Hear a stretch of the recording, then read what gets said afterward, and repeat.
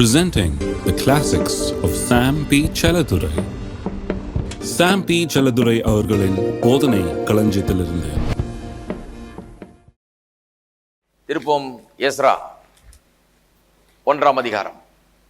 எரேமியாவின் வாயினாலே கர்த்தர் சொன்ன வார்த்தை நிறைவேறும்படி பெர்சியாவின் ராஜாவாகிய கோரேசனுடைய 1ஆம் வருஷத்துல கர்த்தர் பெர்சியாவின் ராஜாவாகிய கோரேசின் ஆவியை ஏவினதினாலே, கர்த்தர் அவனுடைய ஆவியை ஏவராராம் பாருங்க.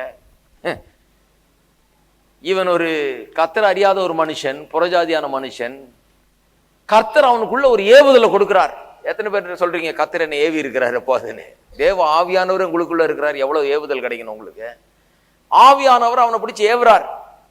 இதை ஒண்ணு செய்ப்பா, இப்படி போ, இதை செய், அதை செய், இப்படி சொல்லு அப்படின்ற ஏவுதல் உண்டாகிறது. அருமையானவர்களை அறிந்து கொள்ள வேண்டும், ஆவியானவருடைய ஏவுதல் நம்முடைய ஒவ்வொருவருக்கும் உள்ளத்திலே உண்டாக்கும்படியாக ஆவியானவர் நமக்குள்ள இருக்கிறார். ஆகவேதான் அப்படியே போயிட்டு இருக்க கூடாது. உள்ள என்ன ஆவியானவர் ஏவுறார், என்னத்தை சொல்றார், என்ன செய்ய சொல்றார், என்னத்துக்காக ஏவுறார், நம்ம என்ன பாதையில் நம்ம நடத்துகிறார் அப்படிங்கிறத நம்ம ஆராய்ந்து பார்க்க வேண்டும். ஆவியானவர் அவனை ஏவுகிறார் என்று சொல்லி இருக்குது. கோரேசின் ஆவியை ஏவினதினாலே என்ன பண்றான்? பரலோகத்தின் தேவனாகிய கர்த்தர் பூமியின் ராஜ்யங்களை எல்லாம் எனக்கு தந்தருளி, பாத்தீங்களா சொல்றான், எல்லாத்தையும் என்கிட்ட கொடுத்துட்டாருன்ற. பரலோகத்தின் தேவன் பூமியின் ராஜ்யங்கள் எல்லாம் எனக்கு தந்தருளி யூதேயாவில் உள்ள எருசலேமில் தமக்கு ஆலயத்தை கட்டும்படி எனக்கு கட்டளையிட்டு இருக்கிறார். பாருங்க, கடவுளுடைய மனுஷனா இல்லைன்னா கூட எவ்வளவு பெரிய ஒரு தெளிவு பாருங்க. வாழ்க்கை என்னத்துக்காக இருக்குதுன்றதை பற்றி அவனுக்கு ஒரு நோக்கம். கர்த்தர் அவனை பிடிச்சிருக்காரு. அவனை பிடிச்சி இவனுடைய மூதாதையர்லாம் ஜீவனுடைய தேவன் அறியாதவர்கள் இருந்தாலும் இவனுக்கு தெளிவான ஒரு அறிவு, இவன் எதற்காக தெரிந்தெடுக்கப்பட்டிருக்கிறான்னு. கர்த்தர் தேசங்கள் எல்லாம் எனக்கு கொடுத்தாருன்றான். பூமியின் ராஜ்யங்கள் எல்லாம் எனக்கு சொந்தமாயிடுச்சு. ஏன் சொந்தமாச்சு? தமக்கு ஆலயத்தை கட்டும்படி எனக்கு கட்டளையிட்டு இருக்கிறார். அதுக்குதான் எல்லாத்தையும் கொடுத்திருக்கிறார். இருக்கீங்களா? எல்லாம் எனக்கு இருக்கு. என்னத்துக்கு? இவன் போட்ட மாதிரி புதையல் மாதிரி போச்சு சேர்த்து வச்சு ரூம்ல போட்டு இரும்பு தாப்பால போடுறதுக்காக கிடையாது. கர்த்தர் எதுக்கு என்னத்துக்கு எல்லாத்தையும் கொடுத்தாருன்னு சொன்னால், எனக்கு ஆலயத்தை கட்டும்படி கட்டளையிட்டு இருக்கிறார். அவருடைய ஜனங்கள் எல்லாரிலும் எவன் உங்களுக்குள் இருக்கிறானோ அவனோட அவனுடைய தேவன் இருப்பாராக. அவன் யூதேயாவில் உள்ள எருசலேமுக்கு போய் இஸ்ரவேலின் தேவனாகிய கர்த்தருடைய ஆலயத்தை கட்ட கடவன். எருசலேமில் வாசம் பண்ணுகிற தேவனே தேவன். இவனோடு தேவன் இருந்து அபிஷேகம் பண்ணி இவனோடு இருந்து அற்புதங்களை செய்து எல்லா ராஜ்யத்தையும் இவன் கையில ஒப்படைச்சு இவனை பெரிய ஆளாக்குனது மட்டும் இல்லாமல், இவன் இப்ப சொல்றான் பாருங்க, உங்களோடு தேவன் இருப்பாராக. இஸ்ரவேல் மக்களை பார்த்து சொல்றான், எருசலேமை கட்ட போறீங்க, உங்களோட தேவன் இருப்பாரு. என்னோட இருந்து இதெல்லாம் கொடுத்திருக்கிறார். வெள்ளியும் பொன்னையும் என்கிட்ட கொடுத்திருக்கிறார் தேவனுடைய ஆலயத்தை கட்டும்படியாக. இப்ப அதே தேவன் என்ன வெள்ளியும் பொன்னையும் சவதரிக்க எனக்கு கொடுத்த அந்த அபிஷேகம் உங்களோடு கூட இருப்பதாக, அந்த தேவன் உங்களோடு இருப்பாராக, அவர் உங்களோடு இருந்து இந்த ஆலயத்தை கட்ட உங்களுக்கு உதவுவாராக என்று சொல்லுகிறான். அந்த ஜனங்களில் மீதியா இருக்கிறவன் எவ்விடத்தில் தங்கி இருக்கிறானோ அவ்விடத்து ஜனங்கள் எருசலேமில் உள்ள தேவாலயத்துக்கென்று அவனிடத்தில் உற்சாகமாய் காணிக்க கொடுத்து அனுப்புகிறதுமன்றி அவனுக்கு பொன் வெள்ளி முதலிய திரவியங்களையும் மிருக ஜீவன்களை கொடுத்து உதவி செய்ய வேண்டும் என்று பெர்சியாவின் ராஜாவாகிய கோரேஸ் அறிவிக்கிறார் என்று தன் ராஜ்யம் எங்கும் எழுதி அனுப்பி விளம்பரம் பண்ணுவித்தான். சொல்றான், எல்லாரும் கொடுங்க, பொன் வெள்ளி முதலிய திரவியங்கள், மிருக ஜீவன்கள் எல்லாம் என்னென்ன தேவைப்படுதோ, தேவனுடைய ஆலயத்தை கட்டத்துக்கு என்ன தேவைப்படுதோ அதெல்லாம் கொடுங்க. அந்த தேவன் இவர்களோடு இருக்கிறார், இவர்கள் போய் கட்ட போறவங்களுக்கு கொடுங்க என்று சொல்லுகிறான், கட்டளை இடுகிறான். தேவன் ஏவுகிறார் அவனை இப்படிலாம் சொல்ல சொல்லி. தேவன் அவன் நடத்துகிறார் பாருங்க. அப்படியே 5ஆம் வசனம். அப்பொழுது எருசலேமில் உள்ள கர்த்தருடைய ஆலயத்தை கட்டுகிறதற்கு போகும்படி யூதா பென்யமின் வம்சங்களின் தலைவரும் ஆசாரியரும் லேவியரும் அன்றி எவர்கள் ஆவியை தேவன் ஏவினாரோ அவர்கள் எல்லாரும் எழுப்பினார்கள். அவர்களையும் தேவன் ஏவுறார் பாருங்க. இவனுக்குள்ள இருந்த அபிஷேகம் அதே போல அபிஷேகம் அவர்களுக்குள்ள இருக்குது. அவர்கள் எல்லாம் கோரேச போல இருக்கிறதுக்காக இல்ல, அவங்க எல்லாம் போய் இன்னொரு வேலையை செய்யும்படியாக. பாருங்க, 4 பேர் சேர்ந்தாதான் தேவனுடைய வேலை ஆகிறது. ஒருத்தனை கர்த்தர் எழுப்புகிறார், அவங்க காசெல்லாம் கொடுக்குறாரு போய் எல்லாம் செய்யும்படியாக. இன்னும் சிலர் எழுப்புகிறார், அவர்களும் காசெல்லாம் கொடுக்குறாங்க. இன்னும் சிலர் எழுப்புகிறார், அவர்கள் போய் காரியங்களை நடப்பிக்கிறார்கள், தேவாலயத்தை கட்டுகிற வேலையை செய்கிறார்கள். அவர்கள் சுற்றிலும் குடியிருக்கிற 6ஆம் வசனம், யாவரும் மன உற்சாகமாய் காணிக்க கொடுத்ததுமன்றி வெள்ளி பனிமூட்டுகளையும் பொன்னையும் மற்ற வஸ்துக்களையும் மிருக ஜீவன்களையும் உச்சிதமான பொருளையும் கொடுத்து அவர்கள் கைகளை திடப்படுத்தினார்கள். இப்ப கவனிங்க, அதோடு முடிஞ்சிடல. கர்த்தர் கோரேசை ஏவுனது ஏதோ எல்லா ஜனங்களையும் காணிக்க கொடுக்க சொல்லு, போய் ஆலயத்தை கட்டட்டும் அப்படின்றதுக்கு மட்டும் இல்ல. எதுக்கு ஏவனார்னு பாருங்க. நேபுகாத் நேச்சார் எருசலேமிலிருந்து கொண்டு வந்து தன் தேவனுடைய கோவிலிலே வைத்திருந்த கர்த்தருடைய ஆலயத்து பனிமூட்டுகளையும் கோரேஸ் ராஜா எடுத்து கொடுத்தான். அவைகளை பெர்சியாவின் ராஜாவாகிய கோரேஸ் பொக்கிஷக்காரனாகிய மெத்ரேதாத்தின் கையிலே எடுக்க செய்து யூதாவின் அதிபதியாகிய சேஸ்பாத்சார் இடத்தில் எண்ணி கொடுத்தான். அவைகளின் தொகையாவது பொன் தட்டுகள் 30, வெள்ளித்தாளங்கள் 1000, கத்திகள் 29, பொற்கிண்ணங்கள் 30, வெள்ளி கிண்ணங்கள் 410, மற்ற பனிமூட்டுகள் 1000, பொன் வெள்ளி பனிமூட்டுகள் எல்லாம் 5400. இவைகள் எல்லாம் சேஸ்பாத்சார் சிறையிருப்பு நின்று விடுதலை பெற்றவர்கள் பாபிலோனிலிருந்து எருசலேமுக்கு போகையில் எடுத்துக்கொண்டு போனான். தேவ ஆவியானவர் வந்து ஏவுகிறார். ஒரு பெரிய வேலை நடக்குது. He is inspired to give. எந்த ஆவியானவர் இவனோடு கூட இருந்து இவன் அபிஷேகம் பண்ணி எல்லா பொருட்களை சவதரிக்க பண்ணினாரோ, எல்லா பொருட்களை திரட்ட இவனுக்கு உதவி செய்தாரோ, அதே ஆவியானவர் திரட்டுறதுக்கு மட்டும் இல்ல, அது கொடுக்கிறதுக்கும் ஒரு அபிஷேகத்தை இவனுக்கு கொடுத்திருக்கிறார்.